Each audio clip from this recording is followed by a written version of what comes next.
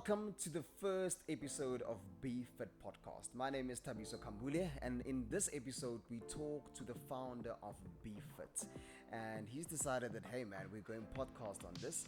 And I asked him a few questions, a few deep questions. He got deep, he shared a lot. He became very vulnerable in this place. He shared a lot of knowledge as well. And right at the end, he gives about 3 books that he believes that we should read to enrich ourselves and to basically be elevated in our knowledge. Get into the episode, and if you have any questions, please pop them down in the comment section and we will be happy to answer them. Please subscribe, please like, please share if you do like this. Guys, just to let you know, so this is how this podcast started, right? We had like this amazing beginning. It was there.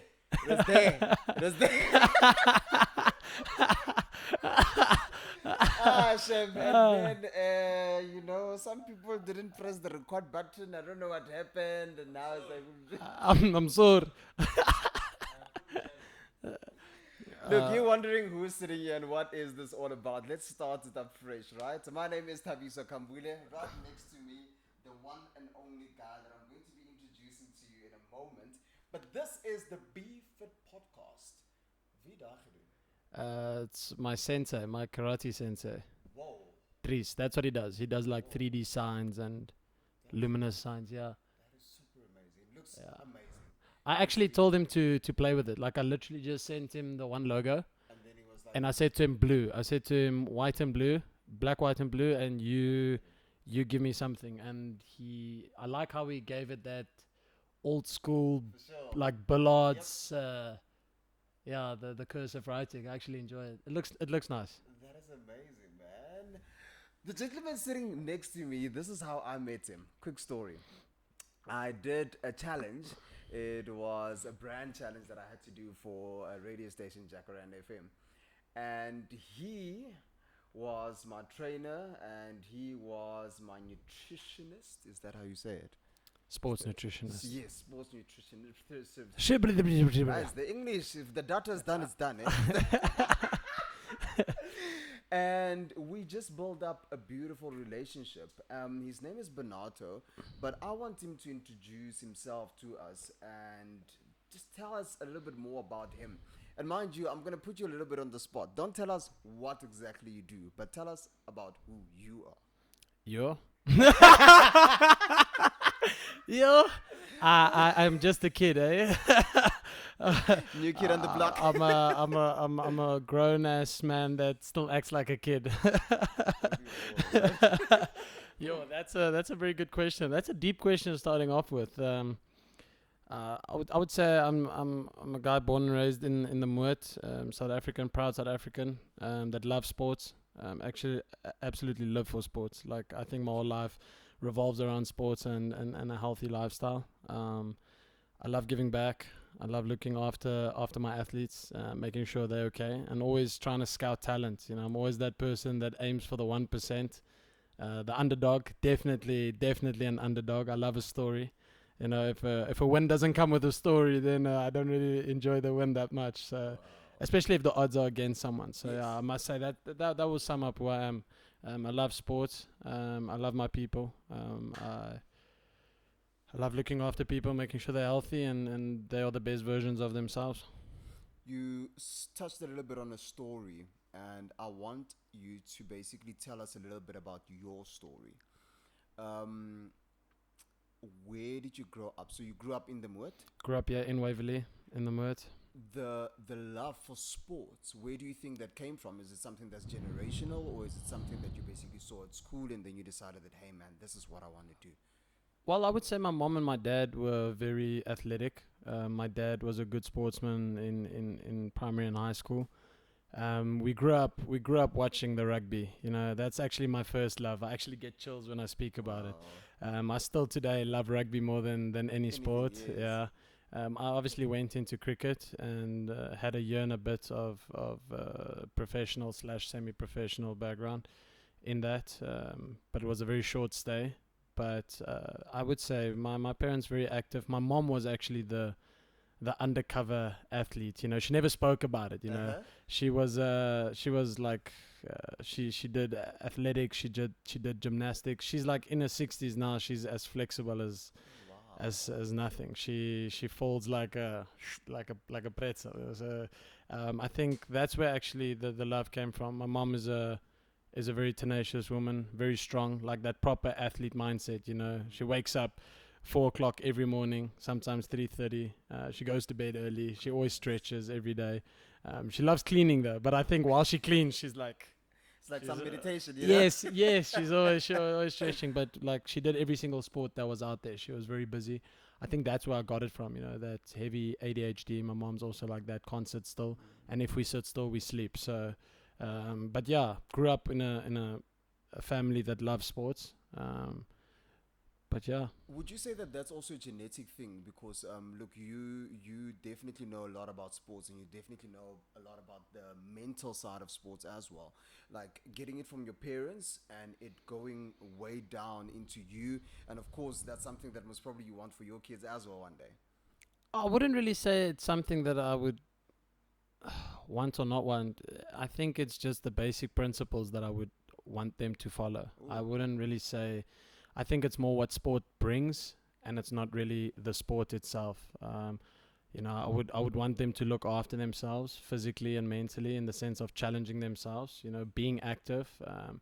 Having a good sleep schedule. Hydrating well. Looking at what they eat. Not eating processed foods, and not just putting anything into their bodies, and trying to stay away from processed foods and what would you call it, simple sugars and all of that.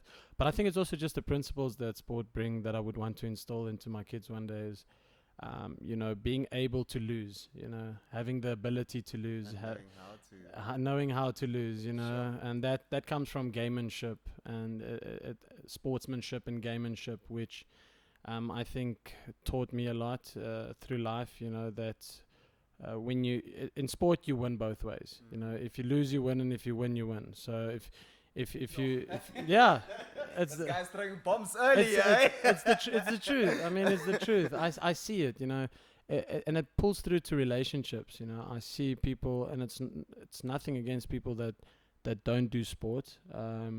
But it's just majority of the time people that do sport and grew up with sport, it's easier to argue with them. It's easier to handle conflict with them. Especially team sports. I think that is probably my biggest thing, because I didn't grow up doing any individual sports. Now I do a lot of individual sports, but I grew up doing team sports. I love doing. I never liked to run fast, but when I was picked for the relay team, I would run fast.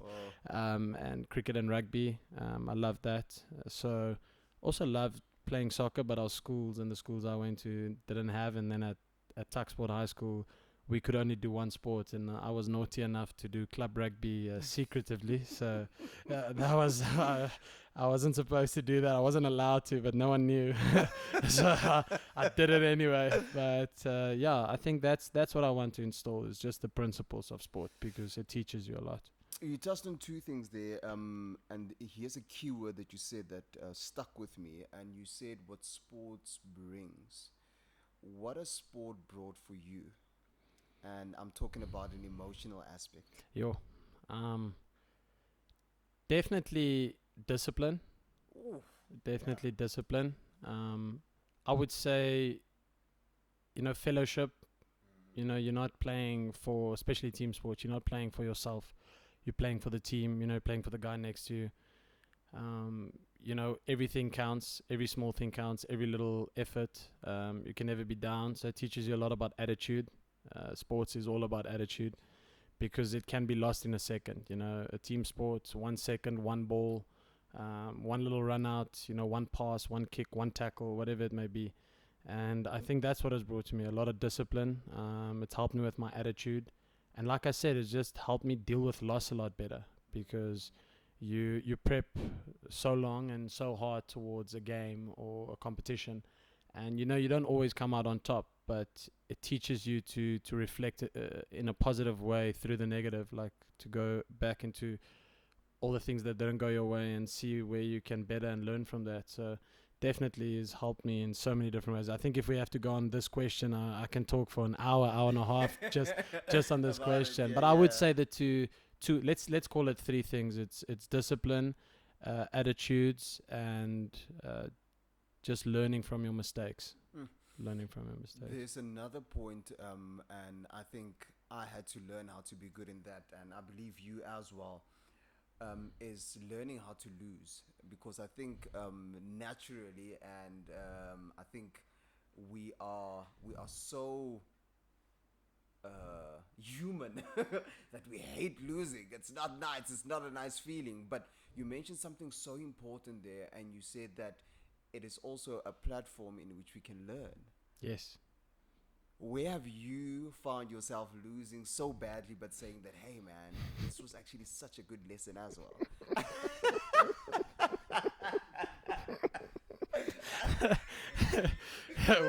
Where did I lose badly? I would say injuries play a very big role. I think that would be probably the place where you learn the most in sport, because then you don't just lose your place in the team. You lose out on a season. Sometimes you lose out on the ability to do other things. And I think that would be, obviously losing in a final with the cricket at school level and also in club level, losing in a big game, or losing by far. I think sometimes that teaches you a lot. If you get clubbed, you very he's sitting there, he knows how it feels. You're sitting there with your hands in your your face is yes. You sit there like a little kid, playing with the grass, or kicking a stone. You think to yourself, but I mean, there's so many situations where I've learned from losses and setbacks. But one thing I would definitely say where I learned a lot is if you start boxing and doing a bit of MMA. Because there, if you get knocked or you get clapped, like, you learn very quickly, that you are nothing.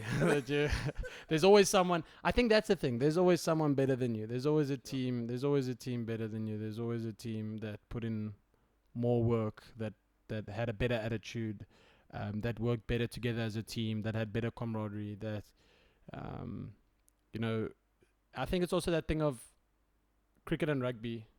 Whenever there's like little small losses, you knock the ball with an open try line, or you drop an easy catch that could have won the game, or it's to not drop your head or drop your attitude, because 5 seconds later you can do something good, or maybe an hour later in cricket you've got a different role. You screwed up bowling, they hit you for so many runs, and now you drop your head, but in an hour you need to go bat, and then you can't still be in that mindset. So it sort of like teaches you to put things behind you, where a lot of times we sort of like stay stuck in our losses, we stay stuck in our failures. And I think sport forces you, not really teaches you, it forces you. Otherwise you'll just you'll fail more.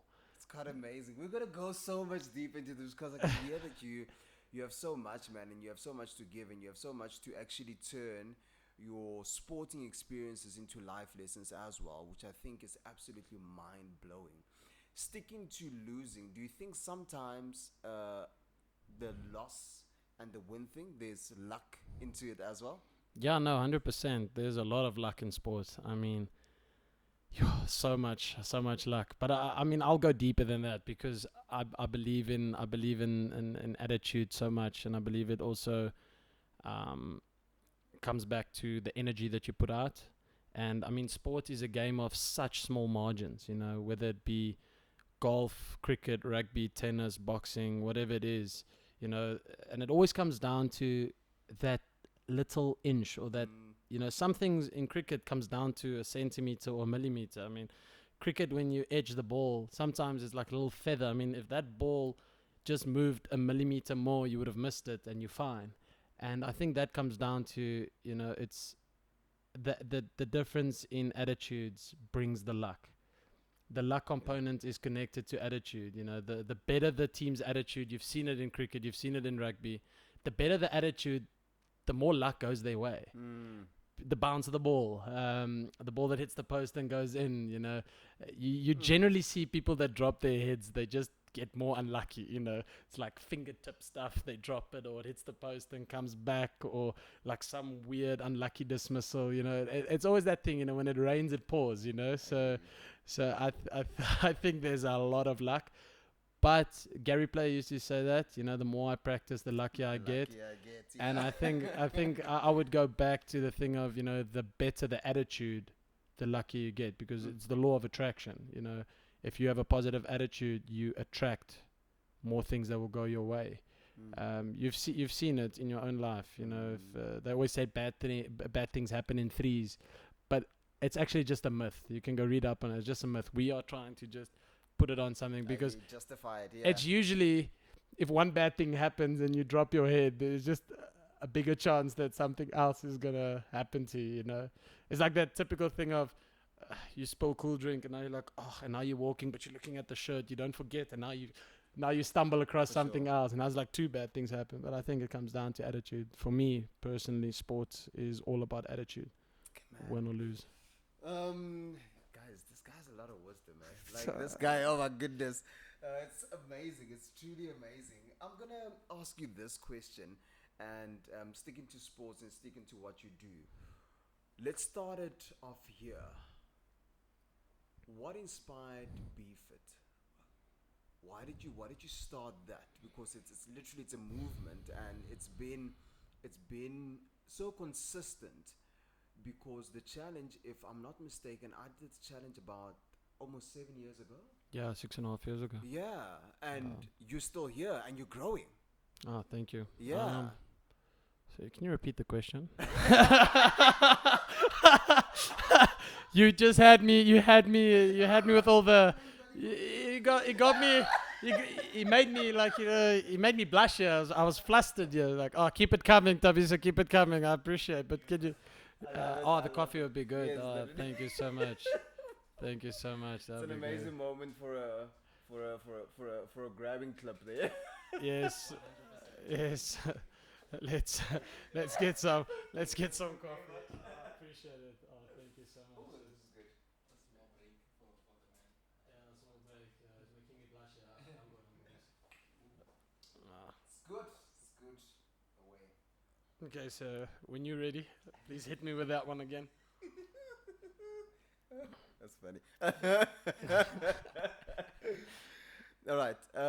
What inspired BFIT? What made you start BFIT? And also just a little bit of a recipe at you being as consistent as you are, because consistency literally demands breakthrough, and I've been seeing breakthrough after breakthrough after breakthrough, which means that you are consistent. What inspired BFIT? I think it started with my injury. I got a compartment fracture in my radius at the age of 18, just before 18 in my matric year. So it started actually from something, can I say, bad happening? Catastrophic. When I mean catastrophic, it was catastrophic. To give you some background, I was a wrist spin bowler that was on bursary at Tuxford High School, HPC. Trained my whole high school to obviously go into professional sports in cricket, and you pretty much need your right wrist to bowl leg spin, because you are a wrist spinner. And it came from my own mistakes. I decided to play rugby in matric again, and the last game of the season, with like 2 minutes left in the game, I got tackled late after an offload, and then I got tackled late, and I tried to stop the landing or the blow with my hand, and the hand gave in. So it was a compartment break, that a piece of the bone, so it's not like it was broken in half. There was a piece of bone on both ends that broke out and cut through all my nerves in my wrist. Whoa. So they did nerve reconstruction surgery on my wrist, and I basically lost 40 to 60% of the feeling and movement in my pinky and ring finger, and those are the two fingers you need to spin the ball. So I tried to come back after that. I played one or two more cricket games in that year, and it I just couldn't bowl anymore, and that's what I was in the team for. And then I became more of a batsman, and obviously bowling my whole life and not spending or investing as much time into batting. It was a bit of a struggle, but long story short, my first year and second year, I just decided, let me get as big as I can. I just started gymming. I was trying to gym the pain away. And I didn't watch cricket at all. I didn't watch rugby. For my whole first year and second year, I decided I'm not going to watch rugby or cricket. I'd watch one or two live games, but I was so hurt that I couldn't watch cricket anymore. I think I only started watching cricket again when I was 24. So for like 6 years, I did not watch a single cricket game. And I went back in end of my second year to go play for Police, Premier League cricket. And then they played me as an all-rounder that bowls a little bit of off spin, long story short. And I was a lot more into the gymming side because that's what I could do, and the sport was just frustrating me. So I was just training as much as I can in the gym, getting stronger, getting bigger, lifting as heavy as I can. And through that, I met up with some guys from my high school again that were still in sports. And I actually, one of my good mates, he's getting married soon. I'm gonna be the best man at his wedding. He actually gave a speech at my wedding how the company started, because we sat one Friday night, and my wrist was aching so badly, and he's a golfer, and we sort of had this plan of getting him fitter and stronger for the golf, because he was struggling a lot with his back, and he was very, very thin at the time. And I've always had this dream when I was in high school, how am I going to use all this background from high performance? It's a different school. It's a sports school. The culture is different. You have external subjects like sports nutrition, sports psychology. In school, you have a subject like sports science. So you had all these all this information and all this knowledge and you meet so many different specialists, sports doctors, physios, biokineticists, amazing coaches, top athletes, worldwide. And I think from the age of like 15, 16, I was like, I'm probably going to go into something like this. I'm probably going to coach people or train people. Whoa. And I had an idea of, opening my own place, but it's like a little kid's dream. And then obviously 18, 19, struggling with my wrists, and just battling with pain and aches, and just training it away through strength work.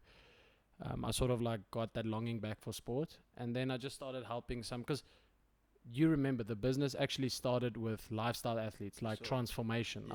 I was that typical Instagram transformation coach, that put people on stage and just worked on the physique and made people pick up muscle or help people lose weight.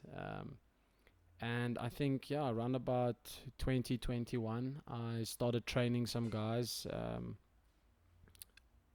back into sport, just one or two guys. And I was still helping people in the lifestyle side, and, the weight loss and the muscle gaining. And 22, 23, I just got pulled more back into sport, because I love sport. I just absolutely love sport. And then it started with a golfer, and then went into one or two athletes, and then I helped one or two fighters, some rugby players, and it just snowballed from there. And finally in 2021. In 2021, start of 2021, we opened the facility. But the business has been 8 years old, so it's been about 3.5 years in the facility, 3.5, going on 4 years in the facility. But it was about 4 years of just consulting. So I was consulting with athletes, and any sport, any form of arts, any form of competition, any form of where there needs to be, a proper diet plan, a good nutritional plan, mental strength training, stretching, recovery, pre-ab, rehab, whatever the case may be. And then that just grew, I don't really know where it came from. I think it was always there. It was always there. To answer your question properly, I would say it was always there. I was just lucky enough to have met the right people and been around the right people, because I'm not that educated as most of the people that work here. Martelis has got a degree. Elaine is very highly qualified. She's got like 3 certificates, 2 diplomas. Tembu's got a degree. I think he's at the end of this, she's got 2 degrees. Coach Edmund, that's a part of this, he's got, he's one of the highest qualified sports scientists in the country. So, and I am with like a half-ass certificate and an online diploma. So, I think it's just my passion that outweighs. I think it's just my passion that outweighs the drive, or not outweighs the drive. I think it's the drive and the passion that outweighs my education. Oh, beautiful. I think that it's sport that inspired me to do this. And I was, like I said, just lucky enough, right place, right people, and brave enough to just say, you know what, let's start it, and resign the jobs I had at this stage and went in head first.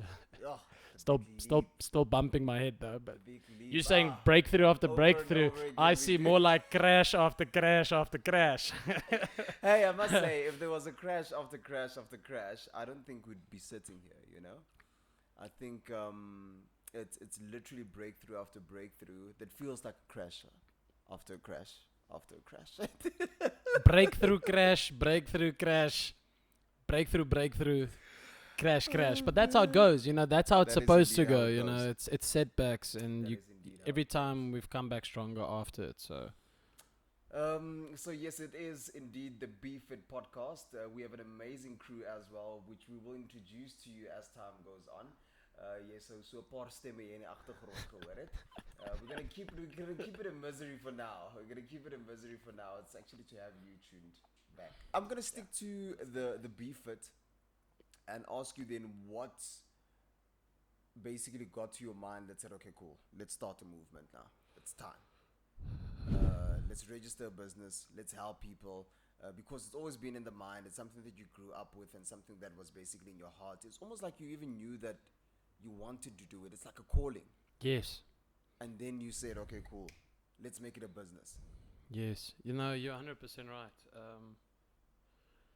There's a guy that I trained for a short while before I actually started the business. I did help some guys in 2014, 2015. So in my first year and second year, as I was gymming and enjoying the weights, and obviously I did a lot of gym work at Tux, so I had some good background, and I was training guys for free. I said to them, guys, I'm not in the position where I can charge because I'm not that qualified or experienced. So you either have to have one of the other or both to make money from this. So I said to them, let me train you guys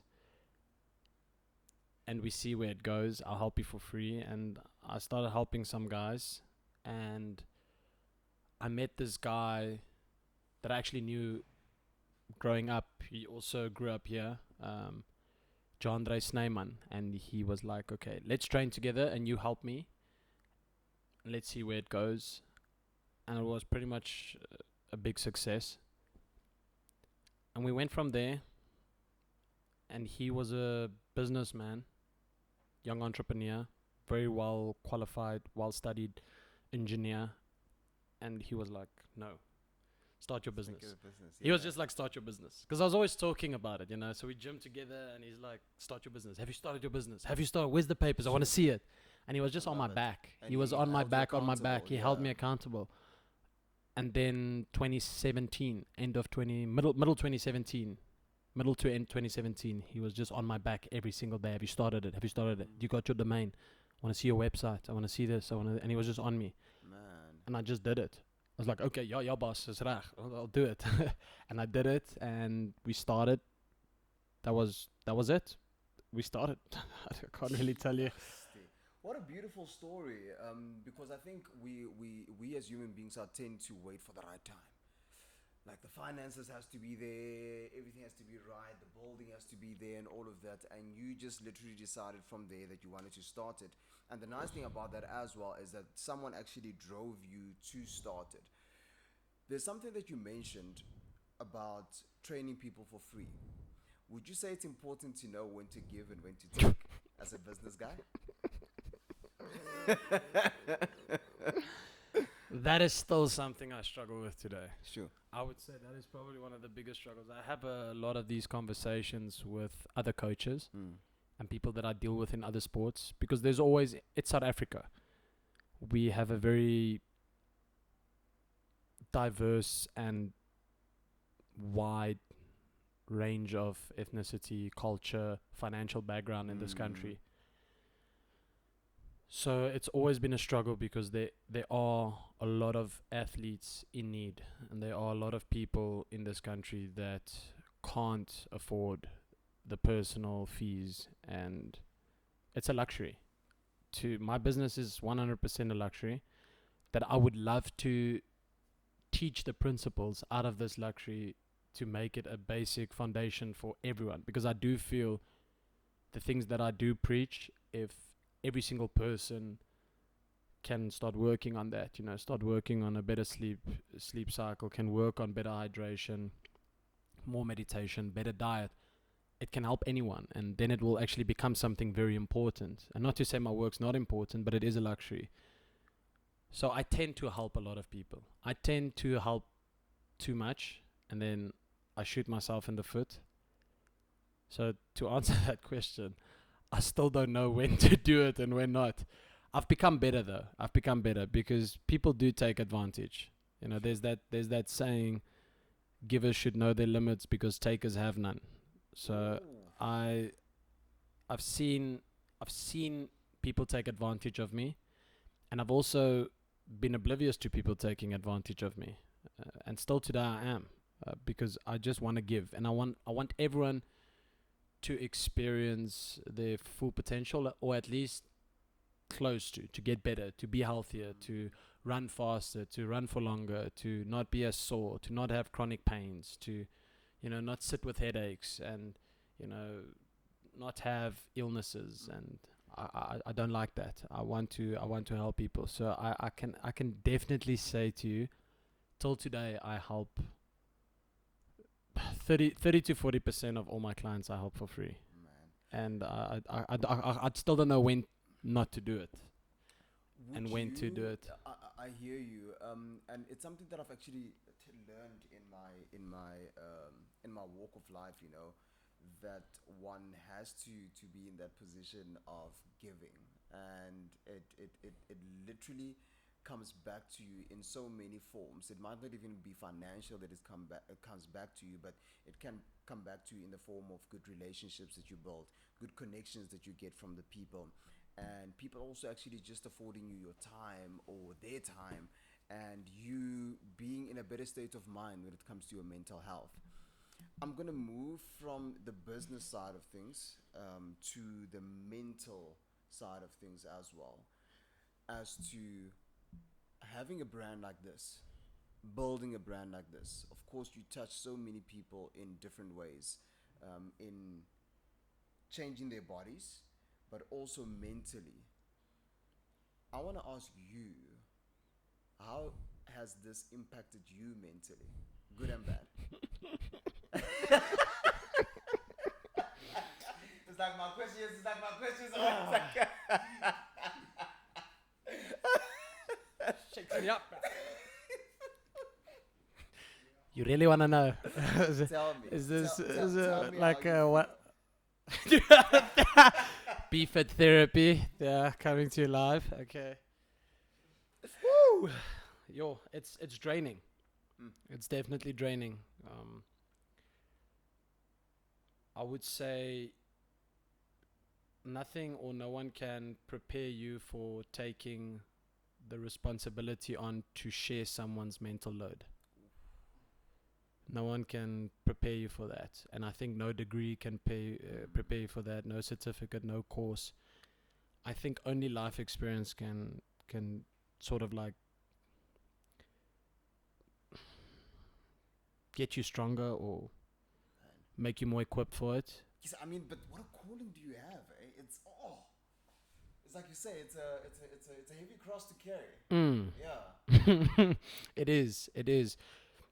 That's why the business is run in the way it is, because we don't do any commercial advertising. We don't have signs up outside the gym. It's all word of mouth and people that I have successfully either, because I do a variety of things, and we do a variety of things, from mental strength training to diet training, physical therapy, stretching, counseling. I counsel some junior sportsmen that get injuries and go into drugs or fall off the path, and we counsel them to get back and to do their rehab properly, and just listen to them, and sort of what all of us have gone through, help them through that to not make the same mistakes. But it is to get back to the direct question. What was the direct question? The direct question was, how does this actually affect you mentally? Man, it challenges me. Yeah. It does challenge me. And there are good days where it actually feels amazing, even though they are as down and out, people that come back from injuries or are injured, or people that lost a fight. A lot of people, that's their bread and butter. A lot of the professional sportsmen here, that's their life. And when there's setbacks, that it doesn't just impact them physically, which it does. It's physically, emotionally, but also financially. So it is tough for me to like I said, bear that responsibility with them, but I enjoy it. It makes me stronger. It makes me mentally so much stronger. And like I said, I fail a lot, especially mentally. Just the other day, I had a little bit of a mental breakdown, but they come every now and again, and you learn from them. You do learn from them. But don't we all, I think we all are challenged, and especially in today's days, we're so challenged. There's so much, and there's so much messaging coming at us as well, that it challenges us so much mentally, and that we basically, it's like you say, you carry so many other things, but not just your own. But allow me to say this. I think sometimes people like you, the unsung heroes, we forget to say thank you. And sometimes I think it is so important just to say thank you. I think a little bit of that in your day, and 2 or 3 times, even 4 times, gets you to say, hey man, I know that I have purpose, and I know that I'm doing this for a purpose. 100%. So you've hit it on. You've hit the nail. That's No, all I no, need. definitely. That's literally all I need. I never want anything in return. Definitely. Appreciation makes me carry on doing what I do. I'll 100%. continue sticking my neck out. I'm here from 5 in the morning till sometimes 9 at night. I will work after hours. I'll squeeze in people. I'll do extra sessions for free. I always do it because I know people are in need of that. And you were right. That's exactly all you need. Just a thank you. And when people go through the roughest things, I cry with them. Then I sit with them. Then we laugh together. We, the ups and the downs. You have to go through everything. And it's beautiful. Definitely. But that's all you need sometimes. Just a thank you. And changes your whole day. To come to think of it, this guy here has seen me in tears, like ugly tears. And just to show you what he carries, I think we all carry quite a lot, and especially when it comes to men, we don't really love sharing about what we feel and how we feel, because I guess, yes, of course, you're supposed to be a king, you're supposed to be a strong man, you're not supposed to be weak. But I think there is differences when it comes to that. Sometimes you can share and you can weep. I don't think weeping makes you a weak man, but I think weeping and staying in that place makes you a weak man. But weeping and actually walking forward from that place makes you an even stronger man. Which brings me to my next question. You have a success story. There's a few athletes that you train that has a lot of success stories. Can you mention one of those success stories? Not saying that is the best, not saying that is the worst. No. So You'd probably say which one means the most to me, or which ones. There are a couple. Like I said, I'm an underdog. My athletes aren't necessarily all, the top of their game in the sense in their sport. But I like to take on people that have been written off, and they want that comeback. And I would name one person, Thembu Monareng. very potential. Had a lot of potential as a junior and very talented sprinter. At the age of 18, and was running 10-1s when he was still in school. Oof. Wow. And life happened to him as well, and you'll have him on the podcast. We'll have him on here, and you'll have a chat to him. And he has taken about 3.5 years to fight back, and just the other weekend he's back to 10-2 form, and he's definitely going to go back to 10-1, 10-0 form. He's set up for that, and just to see how his life has changed, his lifestyle, the way he acts on weekends, he's sleeping, he's eating, his diet, how well he recovers, just how calm he's become. He's changed his whole life. For me, that is enough to see someone live a better quality life. Not necessarily, because why do we do this? It's not just about the sport. The first question you asked me, one of the first questions was, what do I learn from sport? What does sport teach? I think that's it. That's why I love sports, because I do see it back to a human fundamental that's lacking, is, being disciplined, persevering, dusting yourself off, getting back up, and to see someone like that, being written off and then coming back and being in contention for the number one sprinter in South Africa is pretty amazing. There's a lot. There's another athlete here that really inspires me a lot. She's a sport shooter, and she came 5th or actually 2nd. I think they won silver. Yeah, they won silver in the team shoot, the world team shoot for South Africa. And then I think last year she competed in an international event in Czech Republic where she came 5th in the world. That's amazing. And if you take her story, for example, she's in her 40s. All the women that are shooting in the top 10, top 20 in the world have all been shooting for like 10, 15 years plus. Mm-hmm. And she's only been shooting for 4 or 5 years. So she hasn't even been shooting for that long. Like she's actually built for it. Yes, she's built for it. And also to see, the struggles she faces and how she overcomes them, because she doesn't have all the experience, but she sees things a bit differently. She uses what she has in her advantage. She used to be a very good hurdler at school, and I think that's something I can learn from her, is to not see certain things as a disadvantage but an advantage. She uses what she's been through. She uses every single thing in her life, and also her past experiences with sport to sort of like channel into the shooting. Mm-hmm. And she's making waves. She just won nationals the other weekend. I was very emotional because she's just a true warrior, and there's so many more.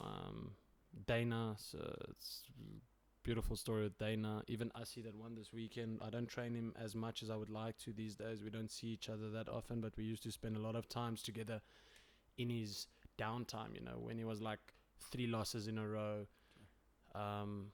He lost hearing in his ear. He lost some of his eyesight, and to see him come back this weekend and win, it's like, that's amazing. So stuff like that. I just want to have a positive impact on these athletes, and I think there's a lot. I mean, all of them have some form of a story. Like Henny de Klerk, same with him. He comes from not having any experience like all the other competitors, Yes. and he's always an underdog, and he just keeps on fighting and proving people wrong. I love that. I love people that prove people wrong, because I think that's what belief is all about. It's the minority. Belief is not the majority, especially in today's life. Everyone preaches this is the right way. I mean, if you go into social media, every single content creator has got the way. They all have the way. So if 10,000 or 10 million people all have the way, but it's all different, I mean, which one is the way? Which one is the way? So I don't go on that. I like to look at the minority, and it's all perspective at the end of the day. Every single person has a different. I love how this podcast is going into nice waves, because this was actually my next question. In such a saturated industry and market, what makes BFIT stand out? What makes BFIT different? Is that we don't stand out.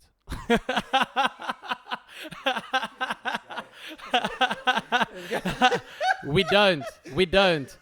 We don't. We don't. Have you seen Batman stand out? No one sees Batman. The same with us. No one knows. Most of the people that haven't seen me in 4 or 5 years, they all ask me, do you still like train people? Like, no one knows what I'm doing because I'm hidden. I'm in my cave.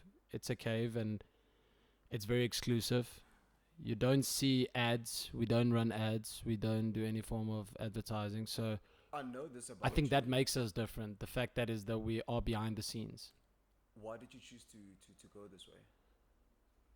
Well, number one, it's because of my background and my educational background. I can't compete against the guys that have MBAs and masters and all of that. I can't compete with them. I can't compete with a person that studied 8 to 12 years because that's what they market. You know, they just say qualification, qualification, qualification, boom, number one. So that was one of the reasons. I am a lot more practical. So it is a lot more unorthodox because the orthodox way is the majority.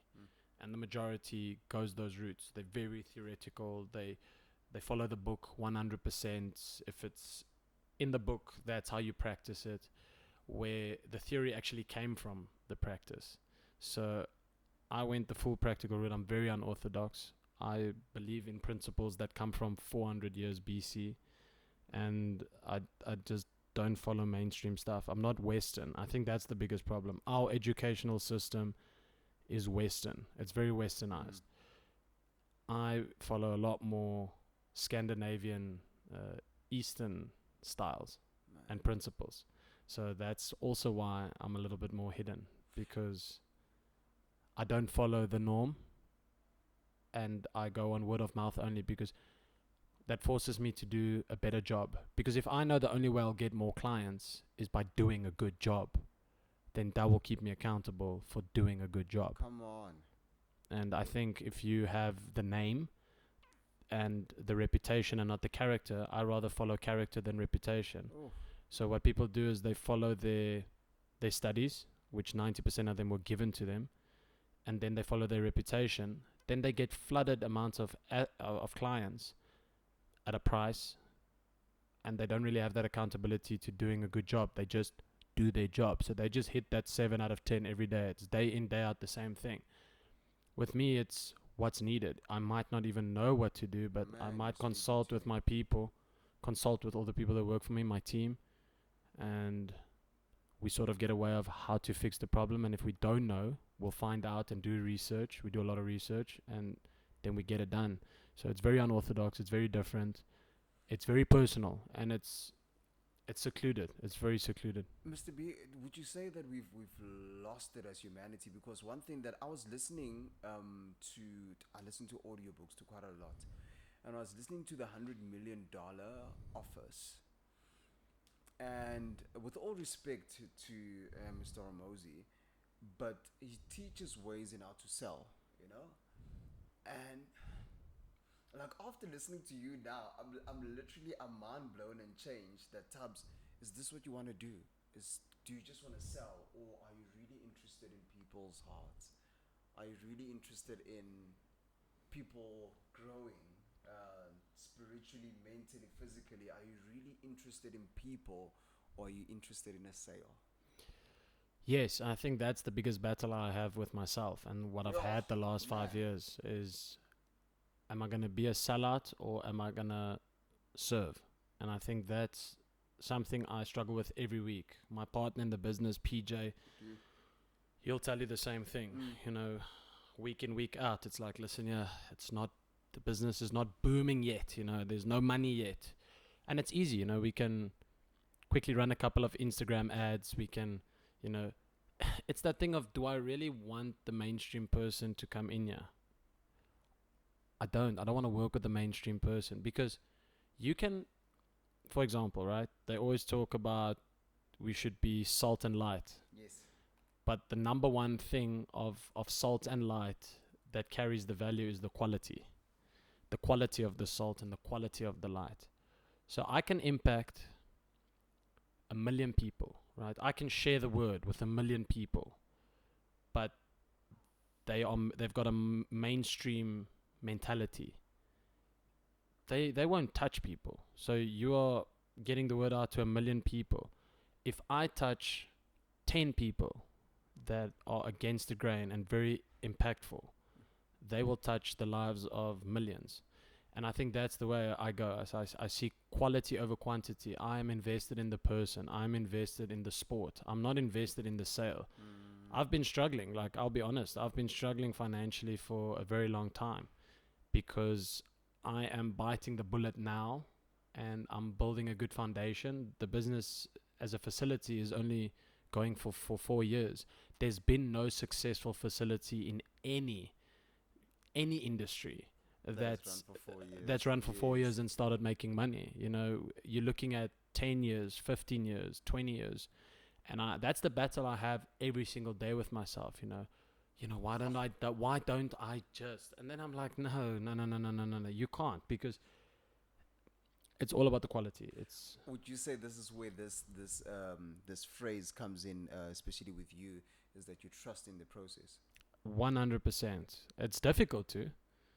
Trust is not easy. We all struggle with trust. We barely trust anything we read. We barely trust anything we see. And these days, you can't even trust anyone because the closest people around you will stab you in the back.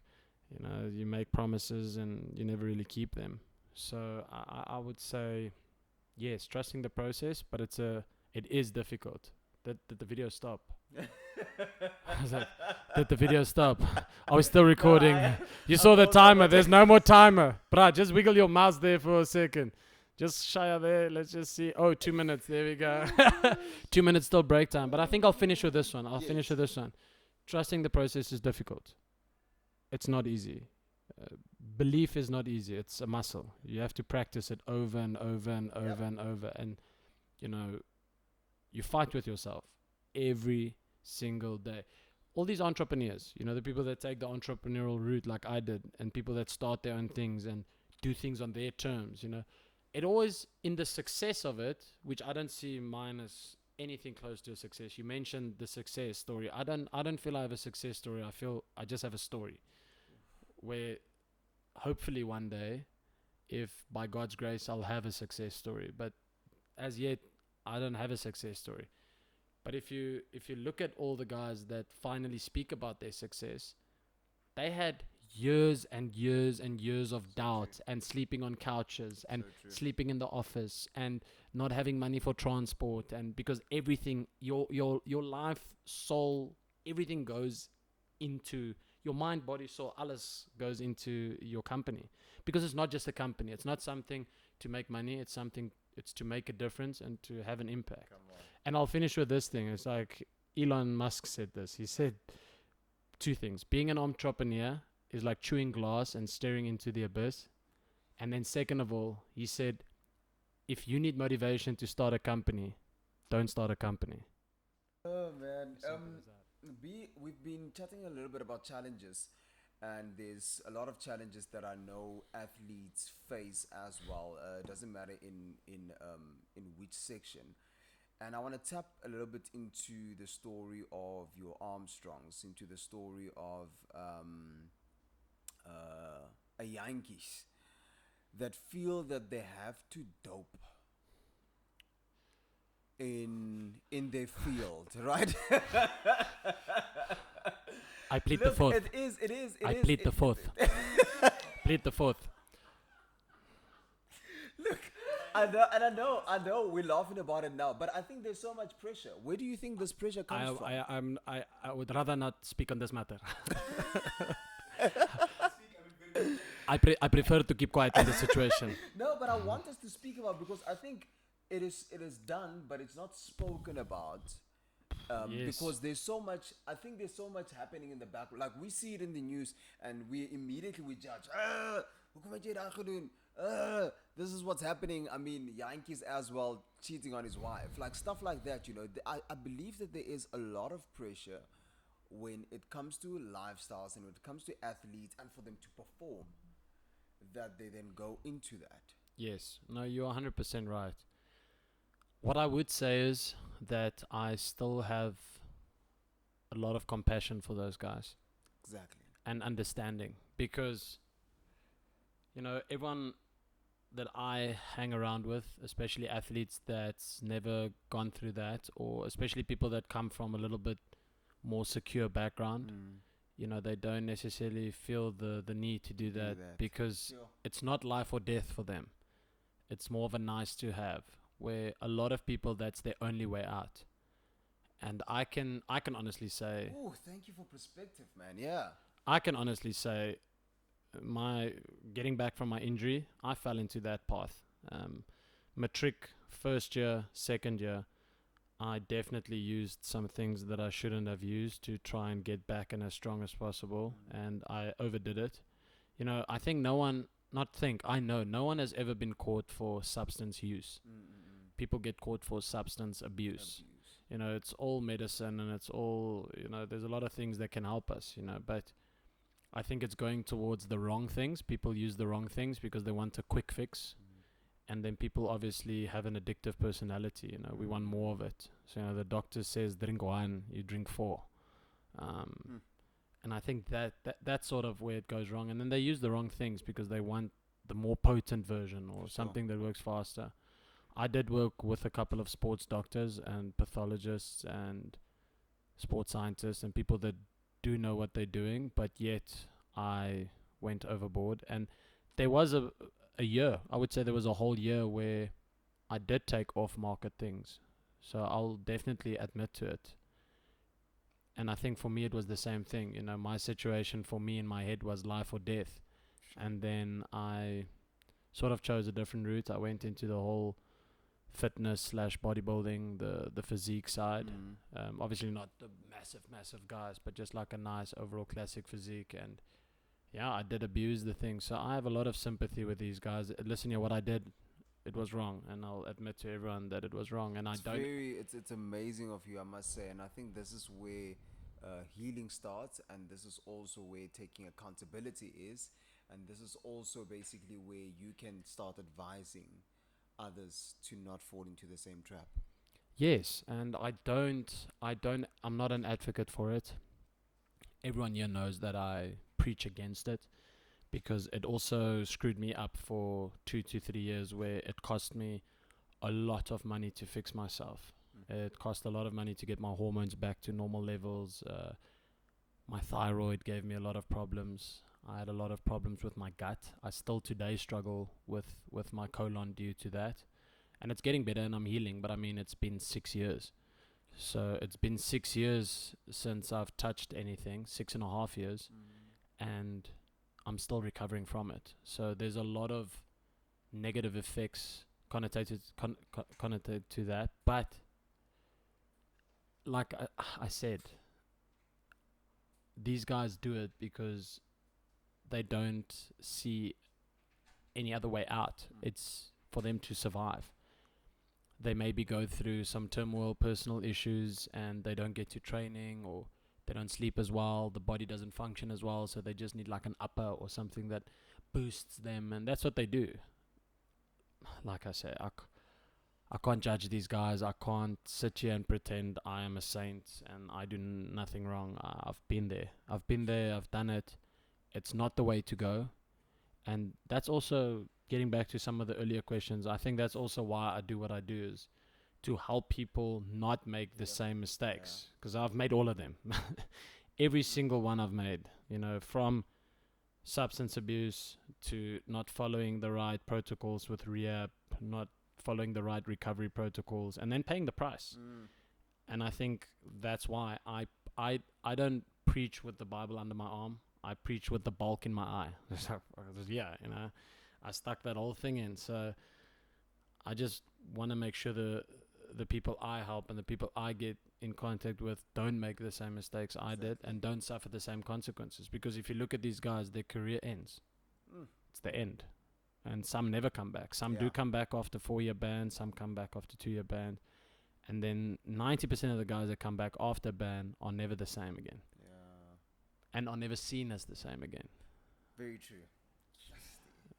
And would you say using these substances that does it actually work? Yes.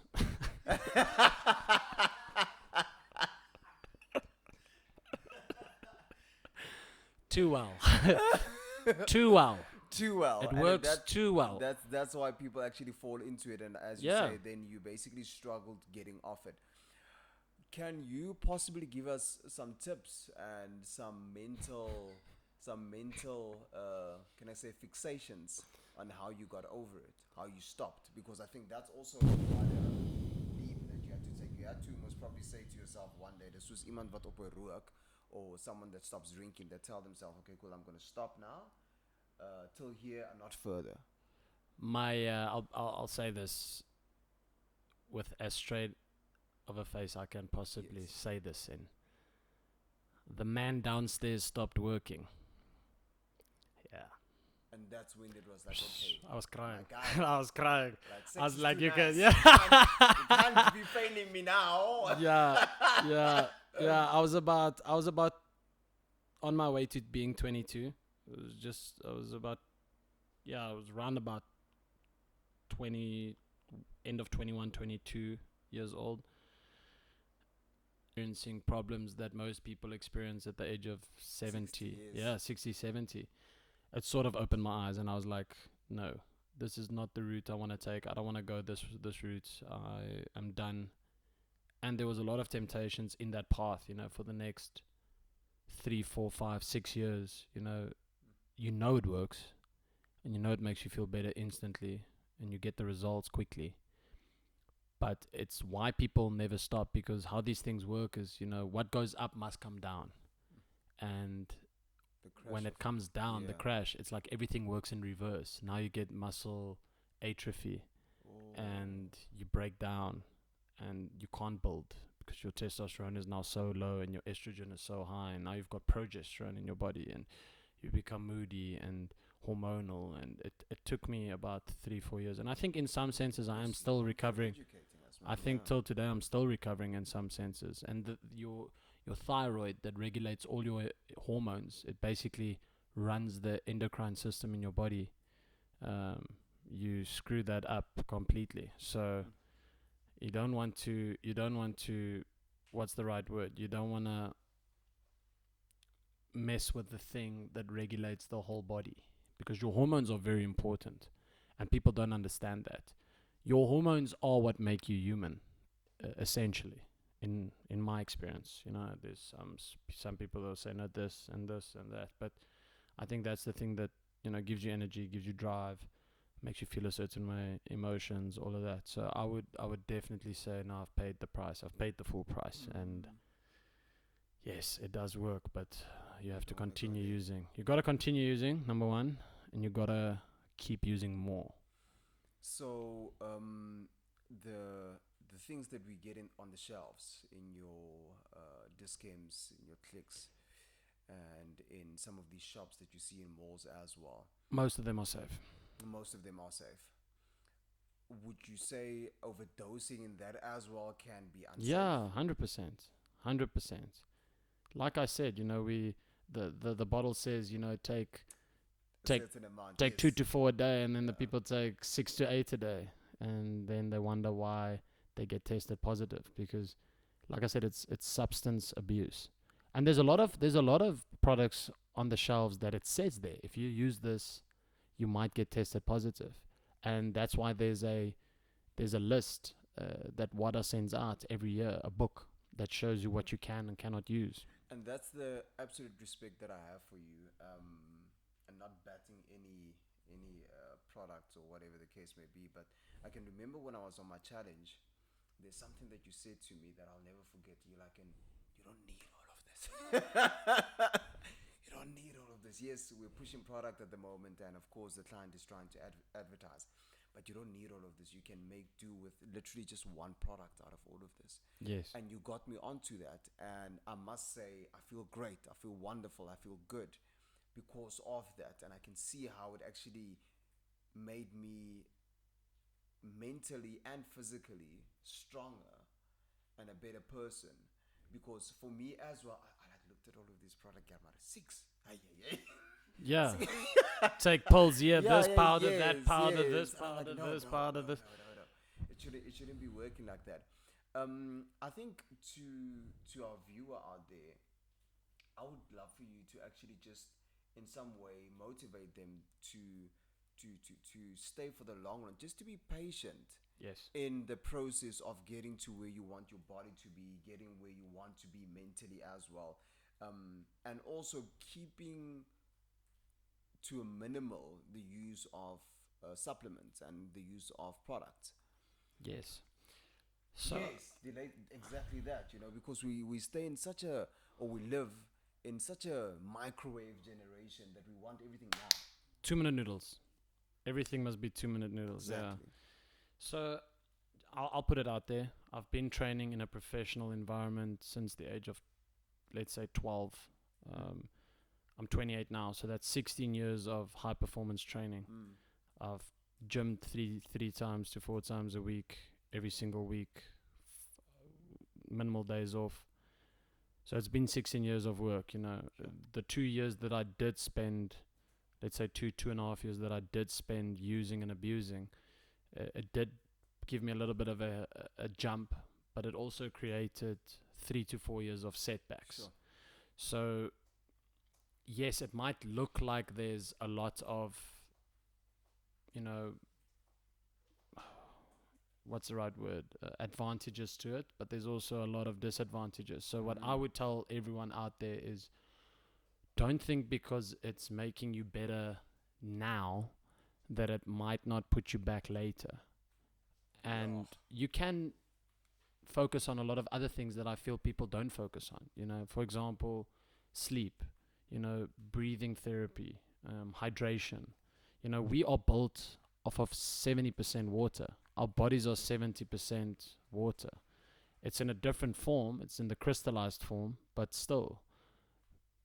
But we don't consume enough water. We don't sleep. We don't do the things that keep us hydrated and recovered.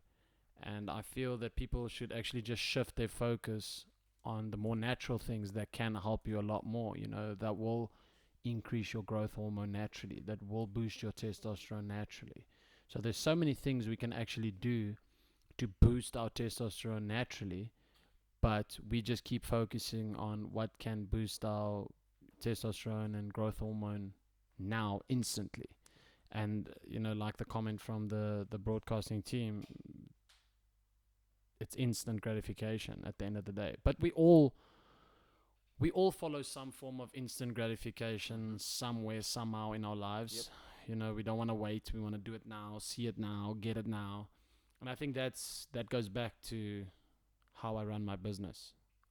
I do everything for 5 to 10 years time. I always look at the bigger picture. Whenever I get demotivated, I just keep reminding myself, bigger picture, bigger picture, bigger picture, bigger picture.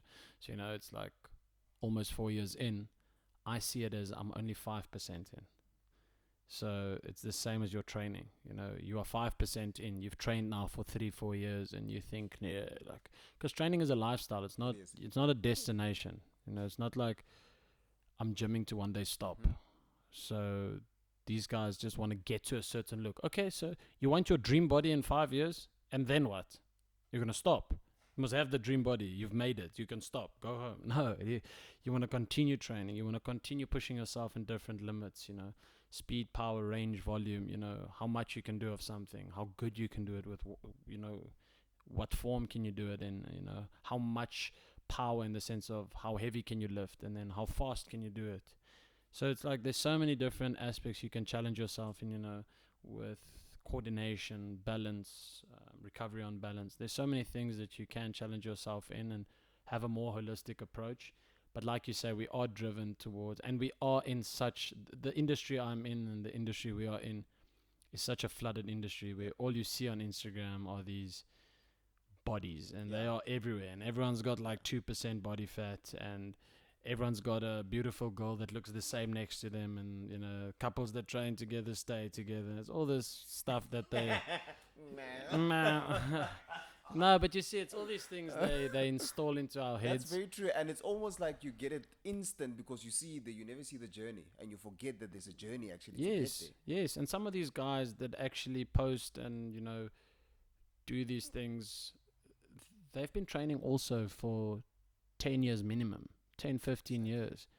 And, a lot of times people also look at me and they think, yes, but how, how do you get that? And, the conditioning, it's like you're not just, but This guy looks good, eh? this morning you actually gave me a comment. You're This like, guy looks good. it's the finer cuts, it's like, that comes with time. Yeah. That comes with time. It's maturity. And I'm not planning on stopping, and it will get better as the years go on. But I'm in year 16 of training. It's my 16th year of training, 200 days a year minimally. I would hope by now I look like something. I would hope. Otherwise, I'm asking my money back on everything. Man, indeed. This is the man behind this beautiful name here, BFIT. We've started a podcast, and I believe that it's going to go far. It's going to go to the ends. Last question from my side. How important is educating yourself in this area of business? You spoke about nutrition just now. You spoke about training. We spoke a little bit about doping. We spoke a little bit about the education, and there's names that you've dropped. There's some names that I went, hey, what's this guy talking about? How important is it to educate yourself in what you do? Daily. Every single day I'm trying to learn something, whether it's about myself, whether it's from a client, whether it's from an injury, whether it's from a training session, whether it's from results, testing. I always learn. I try and have the mindset of being the beginner, always being the beginner. And I think I learned this from a guy called Idu Portal. He's one of the world's best movement coaches. Yeah, you guys can go search him. He's a guy that walks barefoot. He lives in Israel. He literally walks like an animal. He's so flexible. He's so strong. He's mastered capoeira, kickboxing, Muay Thai, gymnastics. He's worked with so many people over the years, specialists, enthusiasts, and I think his mindset is the same. He says the ability to master something, right? To become the master, it's more about mastering. It's a verb. To become the master, it's a constant doing, and that constant doing is you are always learning. The master will tell you he doesn't know everything, which is the ultimate form of knowledge or wisdom, is the master. If you are a master at anything, that means you are mastering it. And the ability to master something is to always stay the student. You're always the learner. So I do a lot of research. I try and not make a set thing my way of living. There's a guy called Ross Edgley, which I love. One of my clients bought me the book, The Art of Resilience. He's a sports scientist, 10 years of sports science studies. And he traveled and lived all across the world with a lot of, I would say, indigenous people. He lived with the Khoisan for a long time. He lived with tribes in the Amazon for a long time. He lived with the Japanese warrior monks. He stayed with so many different people all around the world and learned from them, and you try to pull that back into what we know today as sports science. And then he also studied the ancient Greeks. So he basically called his practice Stoic sports science. So I sort of relate to that, and I would say that's my way, but I can't box myself in. Because I'm very holistic, and I always look at how everything ties in together. I look how every single thing ties in together, from where you come from, how you've grown up, your personality, how you've eaten your whole life, the climate, all of that. Because people trying to sell a one size fits all. There's no such thing. And yet again, people, right? Yes, and that's why it goes back to why I live so secluded and train so secluded and work so secluded, is because people sell a one size fits all on a commercial basis, and it doesn't work like that. There's not one thing. What works for you won't work for me. It goes back to the book of Genesis. It says, try, or the Afrikaans saying is beproef alles en behou die goeie. And then in the next one it says, what wat werk vir die een, werk hier dalk vir die ander. So it's like, okay, so basically dumbs it down to, try everything, explore everything, and keep what works for you, and disregard what doesn't. And what's good for the one may not be good for the other.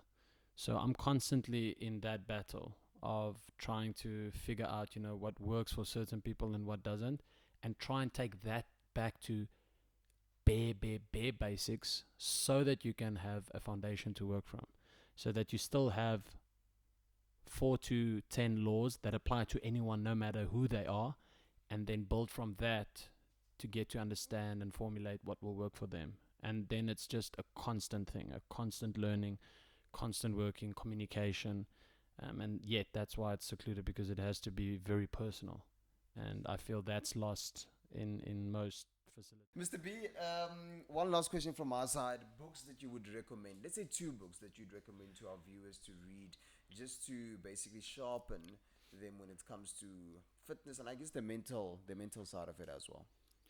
I haven't really read a lot of books, so I'll be honest with you. I watch a lot of YouTube videos, a lot of documentaries.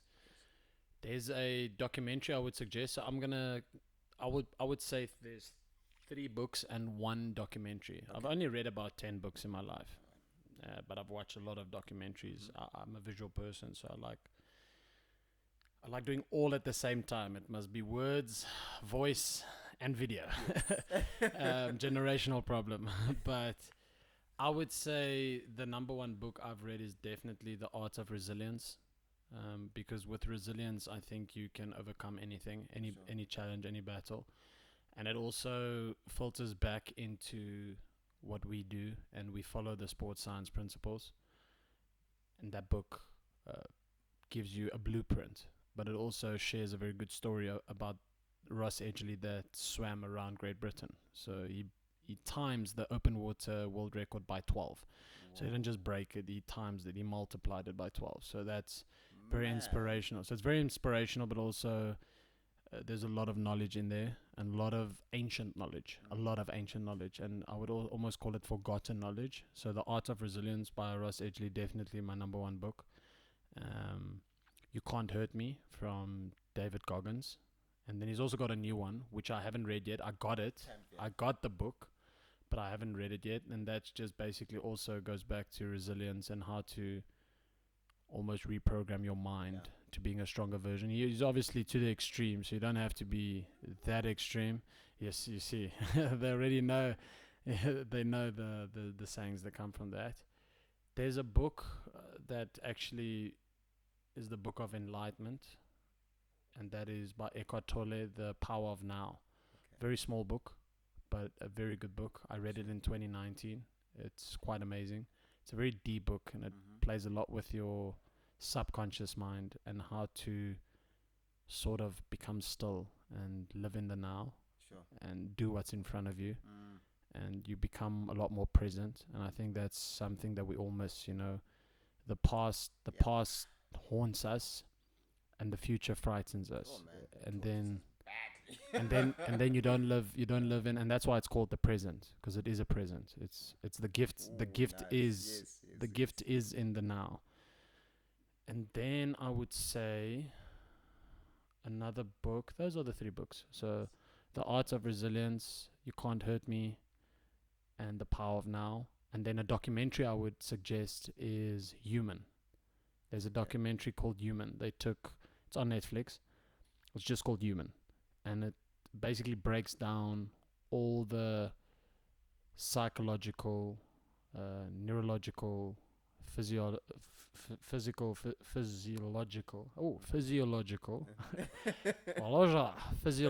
aspects of the human, so the human mind, human body, and how it works. And they took a lot of physicists and highly educated people that chipped into that documentary, and that taught me a lot about how the body works, and it's a scientific study, but it also it breaks it down in a very basic, simple matter. But I would say those are the 3. So the documentary Human, Power of Now by Eckhart Tolle, Can't Hurt Me, David Goggins, and The Art of Resilience by Ross Edgley. Slapper. Yeah. All right, that's it for our first episode. We'll be starting with our seasons where, of course, as Bernato said, we will be bringing in some athletes in here that have amazing stories, I believe, that I'll be asking questions that I'll be getting deep in with. And I would love for another episode with you as well, Mr. B. I think there's so much more that you can share with us. There's so much more that we can find out and dig into as to where BFIT comes from, as to who Bernato is, and get deeper in with him as well. And thank you so much for all the stories that you shared. It's a pleasure. For opening up and for literally being vulnerable. Thank you. That was good. It's a pleasure. Really Thank you. Thank you for asking me all these questions that shook me up. Gets the best out of me. I did say that before we started the preparation to this. I was like, bring those hard questions, bring them, And I think that's how you get the best out of an interview, is to ask the tough questions. And you really did do that. And I do appreciate you. I appreciate your time and just the amazing person you are, and inquisitive, very inquisitive. And that's what you need, I'm looking forward to the rest of the season, seeing how you sort of take these same questions and ask the athletes from this perspective, because I think that's what's going to make this podcast a little bit different and at the same time special, is taking this as a foundation and then sort of seeing how this translates back to their lives. And also, this is also like a very good test to see, are they really taking the message, because if you ask them the same questions and they come back and they don't really line up with what I say, I've got some work to do. But it's exactly that. I believe it's adding value. This is the pinnacle of my heart with this, and I believe yours as well. Is that, yes, we're speaking into a microphone, and into a cam, and we have to add value. Yes. I love that. Amen. Till the next episode.